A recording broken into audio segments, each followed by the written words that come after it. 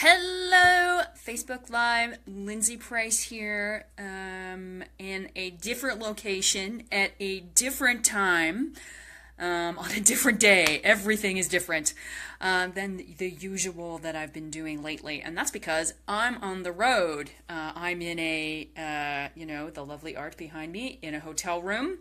And I have been doing an adjudication project this fall. It started in October and November, a little bit in January, and now it is full throttle in February. I adjudicated 5 community theater shows last week, and this week it's, 4 community shows, 4 last week, 5 this week. That's why I think 5. On Wednesday, Thursday, Friday, Saturday, and Sunday. And it is the kind of adjudication where I have the show ahead of time. I make my notes. This is the show I'm seeing tonight. I know proof. And then I go and watch the show. I do a public adjudication right afterwards, which means I'm talking about the play, and I'm talking to the general public for about 10 minutes about what I thought. And then there's an hour-long private adjudication with the cast and crew. It is it's working my brain, which is why, why I didn't do Wednesday, because I was working on the show. But I didn't want to let this go by this week, because I think this is a perfect opportunity to address the question that is in the description. Drama teachers, when do you stop listening to an adjudicator? I know many of you out there, your students, either they do thespian competitions where there's one acts, or individual events such as monologues and scenes and musical events, and those kind of adjudications you get written. You get a written piece of paper. I also know, and also you get, if you're doing a one act, you get a private with the 3 judges that happen to have been watching your show. Here in Ontario, we had the Sears Drama Festival, which is one adjudicator who watches the shows, and then after that there is a private with the cast and crew. And it's a really important question. It's really important to know when an adjudicator is doing their job properly and when it's time to stop listening. Because just because someone has been given the title, given the hat of adjudicator, certainly they hopefully would not have gotten the job if they didn't have some background in maybe directing or acting or teaching. But just because they have been given the mantle of adjudicator doesn't mean that they know how to communicate constructive criticism. And that's really what it's all about. Communicating constructive criticism. An adjudication is an educational experience. It should be. We should always be coming from the viewpoint of this is an educational experience that whoever we're talking to, me, be it community theater actors, or you guys in front of with students, that there's something that you can learn and move on to your next experience. And the problem is that doesn't always happen. And I have met with, talked to, seen many students who were crushed by their adjudication experience to the point that some of them never wanted to do it again. So there's signs to look for. There are, and I'm going to mention on my my handy dandy hotel notepad 4. I'm going to mention 4 tricks and tips to look for when you should stop listening to an adjudicator. Now, when those things happen, the best thing to do is shut your notebook and smile, right? Smile, do not argue. The adjudicator is there to give their opinion, as it were, and unless they engage you with questions, I love asking questions. My favorite thing is finding out an actor or a director or a set designer's intention with what they're doing. I think that's a really important part of adjudication. But by and large, it's best when things are going awry to just kind of take a step back. So how do you know when things are going awry? Number 1, if an adjudicator says to you, "Oh, I hate this play," That's tip number one, that they're not going to be there for an educational experience, and B, they're not doing their job. An adjudicator's job is to assess the production and the successfulness of the production. Nowhere ever in any adjudication contract I have ever read does it say adjudicate the quality, or not the quality, but your feelings about the play, and letting your feelings about the play affect how you're going to talk to your audience. It matters none whether or not you like this play. What matters is what your group that you are in front of does with it. So in this particular adjudication project, I have or will be seeing upwards of 21 plays. And I'm not done yet, so I'm not going to say my feelings are in any of those plays, but it doesn't matter.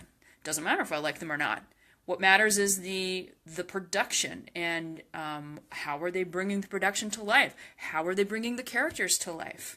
I've seen many students who that has been their experience, that they meet an adjudicator who can't get past the fact that they don't like the play, or they don't like the type of play, and it's like it's none of your business why they chose this certain play, or your feelings about the play.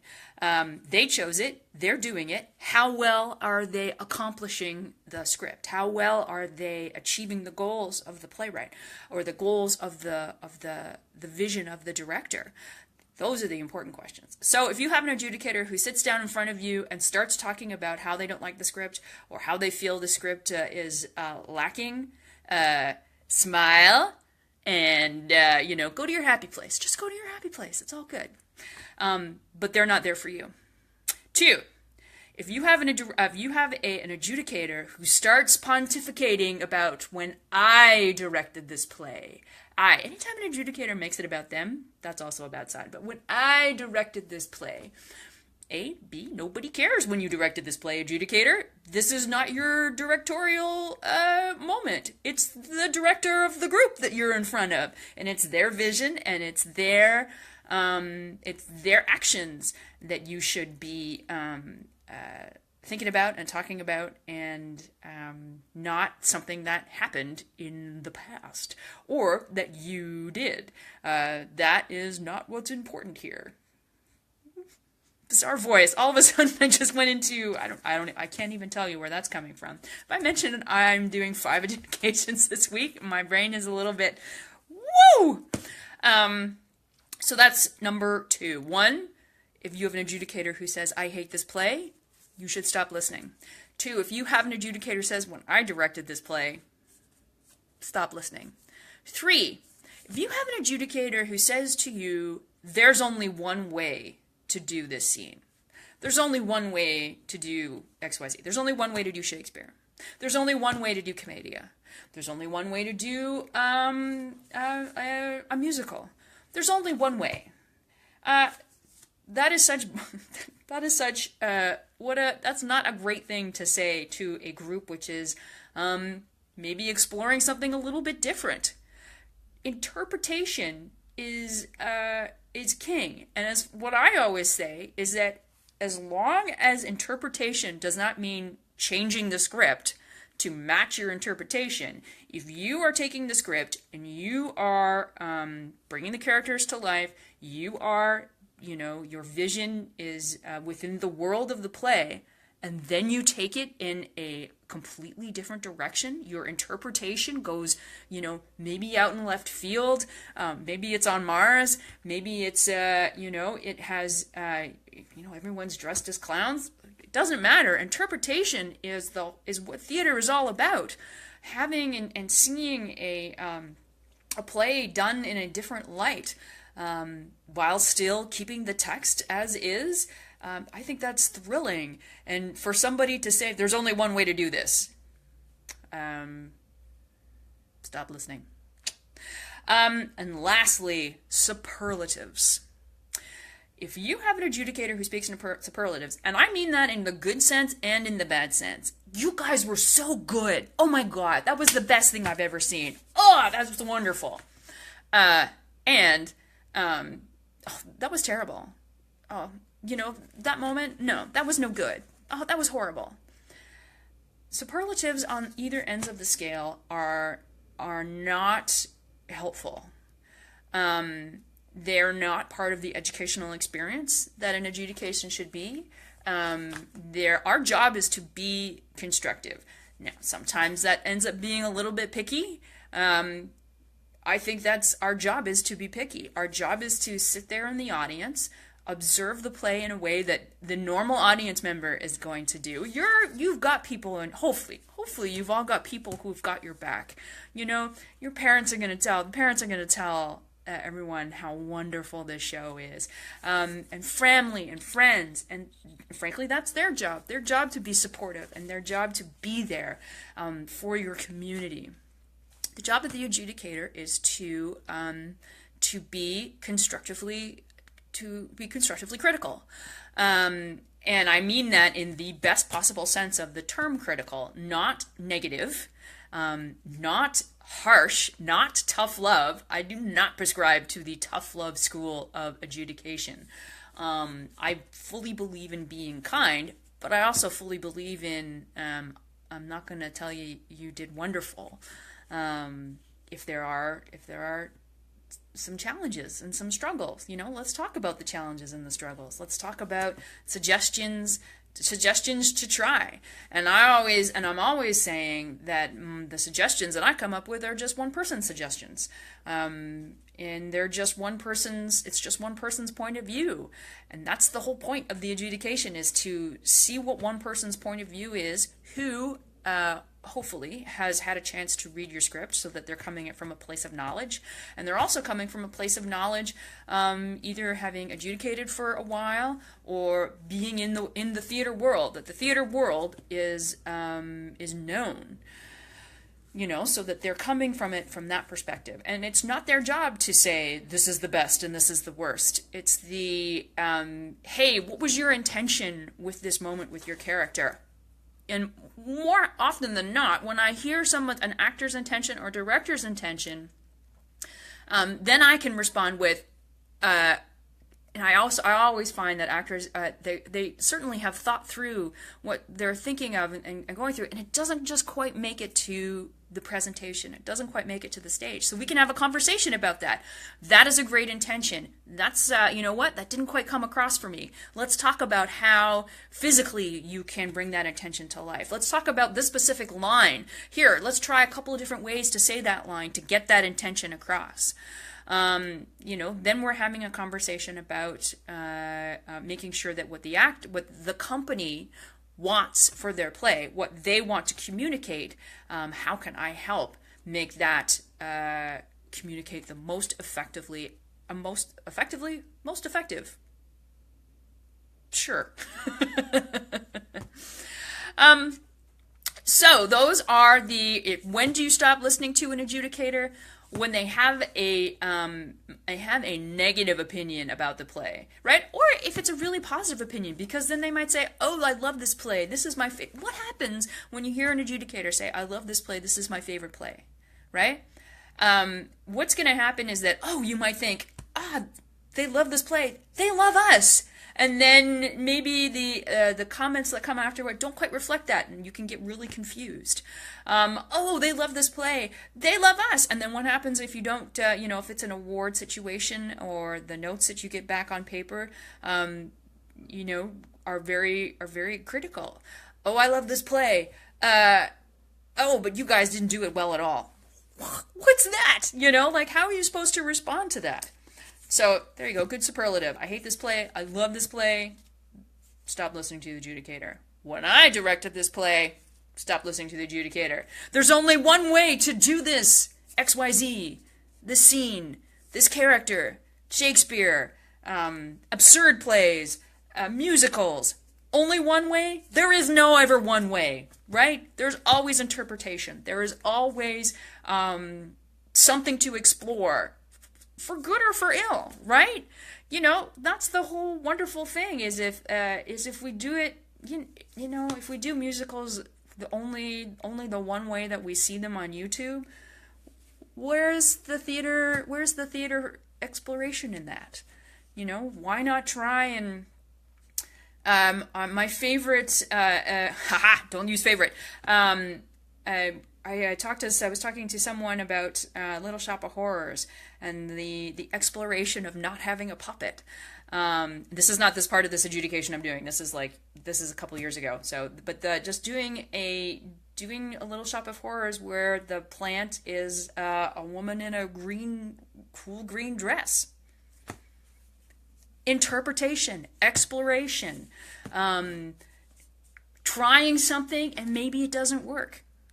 That is what we're supposed to be, isn't that what we're supposed to teach in theater? Is that you have to try and try and try again, and that failure is okay, which is, I know, the most heartbreaking thing to do in a competition situation and an adjudication situation. But then you have to ask yourself the question, what is it all about? What is the purpose behind being adjudicated? Is it to win? Is it to learn? Is it to try something different and get an opinion on it? All of those they're all valid points. You just have to make sure that whatever your purpose is for adjudicating is, and that you know what it is, and that your entire company knows what it is, and you all can stand behind it. So if you're telling your kids the purpose of adjudication is to learn, and then things don't go well, you can't get upset because you definitely learned something. And lastly, superlatives. If somebody says, this is so good, you equally don't want to listen to them if they say, this is so bad. And it just it breaks my heart when I hear back from students about their horror stories with adjudicators. Do you have a horror story? Stick it down in the comments. So I've been talking about adjudication. I am, the sun is going down. I'm getting ready to do one tonight. I am seeing Proof by David Auburn. And what are the things that you tell students about adjudication, and how do you make the experience good for your students? Sometimes that means not listening to the adjudicator. Now, the opposite's also true. There's lots of times to listen to an adjudicator. If they're talking about the basics, right? I can't hear, I couldn't understand. There's a lot of actors who are shifting their feet. Anytime the basics come up and that basics were an issue for an adjudicator, that's something that needs to be worked on.